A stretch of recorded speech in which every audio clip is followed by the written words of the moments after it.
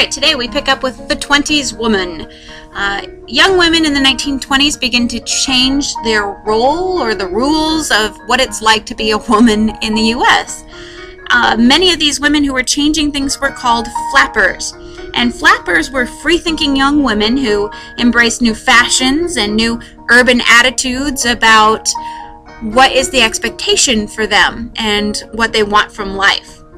Now, these flappers did not make up the entire population. In fact, they're a very small population of women, but they do begin to start things in motion to make major changes to happen. So, these women, these flappers would wear casual, boyish fashions. They wanted to have more of a straight line rather than emphasizing that waist. That was such an important thing before World War I with the corsets and stuff. So they want a much more neutral, gender-neutral look.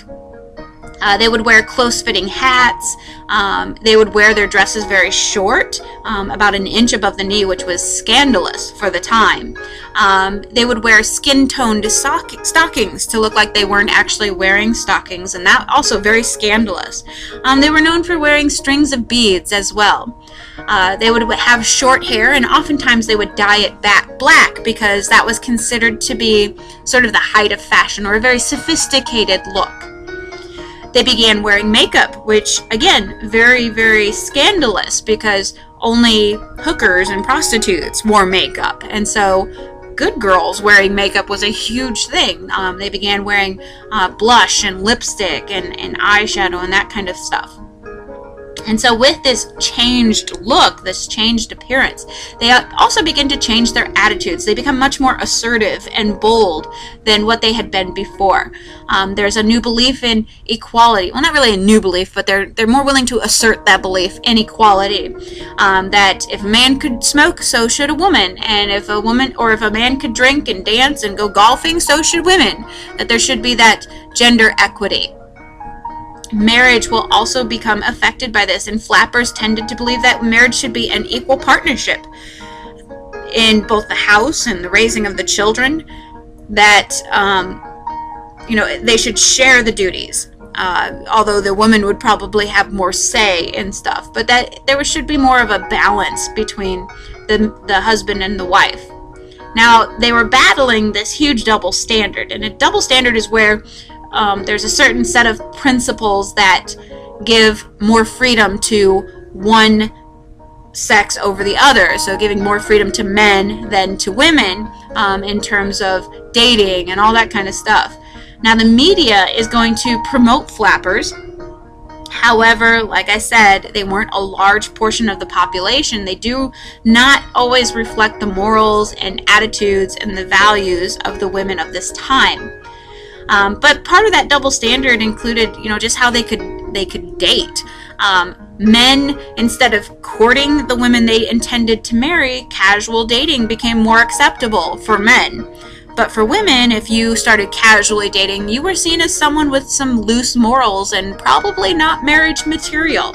So again, there's that double standard that's in place. That is what the women are rebelling against, this double standard. Now, women at home and at work, there are new work opportunities that will open up as a result of World War I and the changes that were taking place. The trend of women working is going to continue after World War I, but the men who are returning from the war and the use of machines and new technology is going to take a lot of those jobs away. But a lot of women had gotten a taste of financial independence, and they really liked it. They wanted to keep it.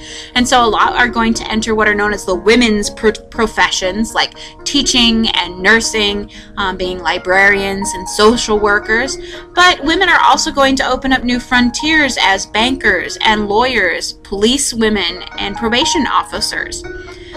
Big businesses that are going to develop in the 1920s are going to require a large clerical staff. They're going to need typists. They're going to need filing clerks, secretaries, stenographers, clerks in their stores, people to work on the assembly line. So there's jobs there. And so by 1930, about 24%, almost a quarter of the workforce is women. Now, there's still a lot of inequalities that they have to battle. There were certain quotas for like medical school or law school that only so many could be in for women. There was less pay for women.